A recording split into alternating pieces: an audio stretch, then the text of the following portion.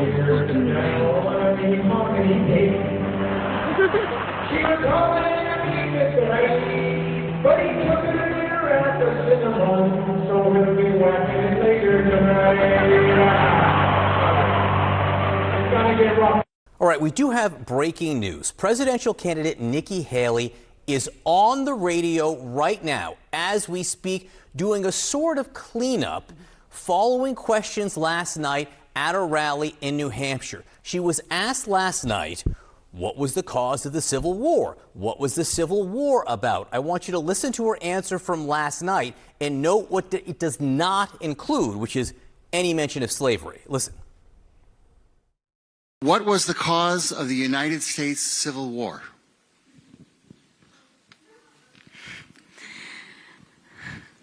Well, don't come with an easy question or anything. I mean, I think the cause of the Civil War was basically how government was going to run, the freedoms and what people could and couldn't do. And she did go on there, and there was no mention of the word slavery in her answer last night. Today, again, as we speak on the radio, was something a little different. Seeing as Jessica Dean here with us in studio now. In the flesh. What's Nikki Haley saying now? Well, so I'm just getting this in right now because, as you mentioned, she is on the radio, but she's saying, of course, the Civil War was about slavery, but then she said this. She was talking about what it means today, and she says it's about freedom and individual rights. I think we have that sound, so I'm going to let you listen to it. Well, two things on this, Jack. I mean, of course, the Civil War was about slavery. We know that. That's the easy part of it. What I was saying was, what does it mean to us today? What it means to us today is about freedom. That's what that was all about. It was about individual freedom. It was about economic freedom. It was about individual rights. Our goal is to make sure, no, we never go back to the stain of slavery, but what's the lesson in all of that? Okay, so doing a bit of cleanup, she also, John, said it was definitely a Democratic plant who asked this question. The voter was a Democratic plant. She says, that's why I later asked, what does it mean to you? And if you listen to the longer extended clip of that, she says, you know, what do you think? And what do you want me to say about this? Or what do you want me to say about slavery?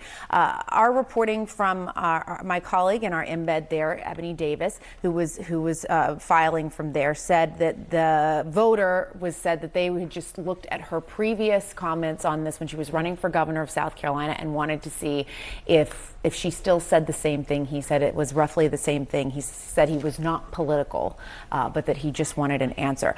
The overarching fact here, though, is that this is what Nikki Haley is talking about today, when her campaign wants to be talking about a million other things, but Donald Trump and Ron DeSantis are more than happy for her to be dealing with this. Well, look, I mean, I've covered a lot of campaigns before. The speed with which she came forward now with this clarification or cleanup or whatever you want to call it, it tells you how serious the campaign thinks it is. They can't leave this out there. They decided they had to get her on the radio talking about it. Immediately. And so now we have this clip. I would imagine we're going to have a clip of her on television as soon as she starts making the rounds, that she will talk to the cameras. But it's worth noting, she doesn't do a ton of what we call gaggles, but just when you're on the road and the candidates will just talk to the press. So it will be interesting to see, too. Watch for that if she does that today. Jessica Dean, great to have you again here Thanks. with us. I'm thrilled. Very excited. Couldn't be happier. You know who's also here with us? John Berman. It's nice to see you, John. It was I'm like glad I took a week off. I mean, it was too long. You know what I'm saying? It was too long. That's it. That's all I'm saying. I mean, all the bosses agree. Yeah. Joining us now to discuss all of this in John Berman's absence, CNN political commentator and former South Carolina State Representative Bakari Sellers, and CNN senior political commentator and former special assistant to President George W. Bush, Scott Jennings. Hello, fellas. I'm going to start with you. Morning. Bakari, because you are a South Carolina boy. What happened here? One of the things that really struck me wasn't just that she didn't mention it, but at the end, when the voter asked her, you know, this question, and then she said, well, where do you think what do you think this is all about? And he said, well, I'm surprised you didn't mention the word slavery. And she said this, what do you want me to say about slavery? Bakari? Yeah, no, I'm embarrassed as a South Carolinian. I think that this is when Nikki Haley gets in trouble, and everybody who knows Nikki Haley knows that she's immensely talented when it comes to just the skill set of politics. However, she gets into this thing where she doesn't really stand for much, and she turns herself into a pretzel on very, very simple issues, simple questions. And the fact remains that she's from South Carolina. We know that when we seceded from the Union, the first line of that order of secession actually dealt with non-slave holding states having hostility towards slavery. I mean, this is like, this also frustrates me because we take history out of schools. We have probably the second or third leading candidate for the Republican primary. And this shows you the importance of history because she just fumbled it. Not only did she fumble it, but she was historically inaccurate. She was intellectually dishonest. And so for Nikki Haley to do that on one breath and then champion taking down the Confederate flag and all of these other things in South Carolina, it doesn't really match. She needs to get her story together. And her response this morning was just utterly disappointing. This wasn't a war about economic freedom. The economic freedom of what? The goods produced by slavery. This war wasn't about states' rights. A state's right to do what? Enslave people. I mean, so it's silly. I know she wishes she was talking about something else, but this is why she's not ready for the big limelight against somebody like Donald Trump. Scott, I want to get your take on this because sometimes people will look at this and say, well, she's trying to kind of not say a bad thing about America and play to the base. Is that what you see happening here? I think it was just a gaffe. I mean, I think if she had it to do over again, she would have said, of course, it was fought over slavery and moved on and continue to talk about the things that are motivating her campaign. A couple of things jump out to me about this. Number one, in New Hampshire, there's a semi-open primary, so she's really hoping a lot of independent voters come into the Republican primary and vote for her. My guess is this is not what they want to hear from her.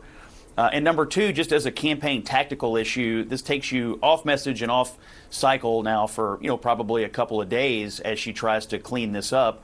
And she had been enjoying several days in a row of sort of momentum process stories, like she's the one on the move. She's got the momentum.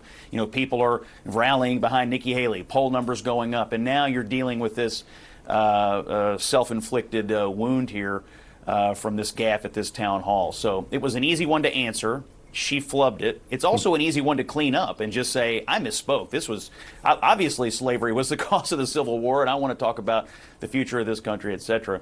And so we'll see how she handles it today moving forward. But you don't have that much time left to continue to, to be off the message you want for a campaign that's drawing to a close. And I just want to point this out because back in 2015, there was also an issue in this same line of questioning. I want to let you listen to what she said back then because it does mirror kind of how she dealt with this question, which makes me wonder if it was a flub or just trying to figure out, as Bakari said, putting yourself in a pretzel, trying not to say something that might upset the base voters. Listen.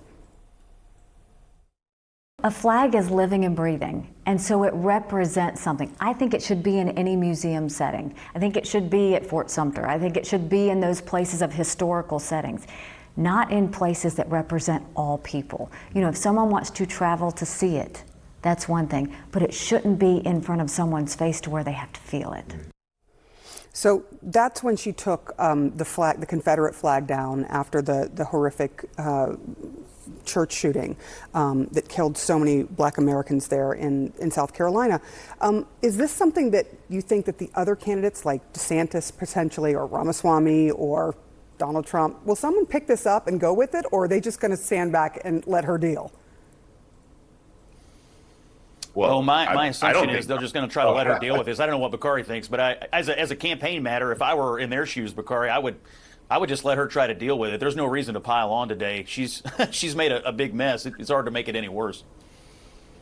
Yeah, there are a couple of things about Nikki Haley, though. You go back to 2010 when she was running for governor and she was sitting down with, I can't recall the organization, but it was a Patriot organization or Confederacy organization here. And she was having issues with this question as well, trying to appease the questioners. And so you see what happened in 2015 as well. And then you get to this answer. You see she kind of meanders and doesn't really have a solid answer depending on who the audience is. But if I was DeSantis listening to Scott Jennings today, I would definitely just let her continue to wallow in this kind of self-inflicted wound that she created. Ramaswamy, he can only make it worse for himself and her. I don't think he has the capacity or depth to even deal with issues of race. And so I think that the individuals who, and no telling what Donald Trump will do, you should stay out of it, which means Donald Trump probably will jump headfirst into it. Bakari Sellers and Scott Jennings. Scott's like, I'm done. Like, I can't go there today. It's Thursday. We're almost at Friday. I just want to live my life. Thank you, gentlemen, so much for that analysis. Appreciate it. The American Civil War was a civil war in the United States from 1861 to 1865, fought between northern states loyal to the Union and southern states that had seceded from the Union to form the Confederate States of America. The Civil War began primarily as a result of the long-standing controversy over the enslavement of black people.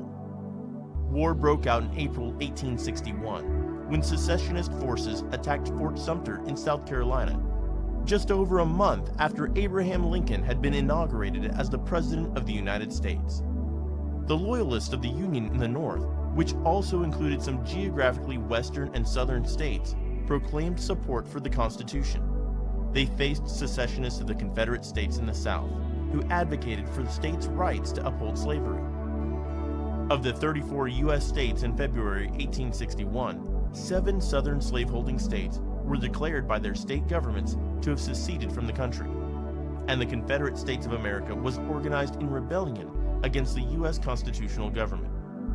The Confederacy grew to control at least a majority of territory in 11 states, and it claimed the additional states of Kentucky and Missouri by assertions from native secessionists fleeing Union authority. These states were given full representation in the Confederate Congress throughout the Civil War. The 2 remaining slaveholding states, Delaware and Maryland, were invited to join the Confederacy, but nothing substantial developed due to intervention by federal troops. The Confederate States were never diplomatically recognized as a joint entity by the government of the United States, nor by that of any foreign country. The states that remained loyal to the U.S. were known as the Union. The Union and the Confederacy quickly raised volunteer and conscription armies that fought mostly in the South for 4 years. Intense combat left between 620,000 and 750,000 people dead. The Civil War remains the deadliest military conflict in American history, and accounted for more American military deaths than all other wars combined until the Vietnam War. The war effectively ended on April 9, 1865, when Confederate General Robert E. Lee surrendered to Union General Ulysses S. Grant at the Battle of Appomattox Courthouse. Confederate generals throughout the southern states followed suit, the last surrender on land occurring June 23rd. Much of the South's infrastructure was destroyed, especially its railroads.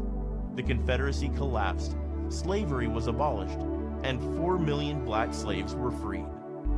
Vidipedia.com is the YouTube of Wikipedia. Every topic is simply explained in a short video. If you like our video, please like, share, and subscribe to our channel for more videos like this. Please also leave us a comment below and tell us what topics you want us to cover next.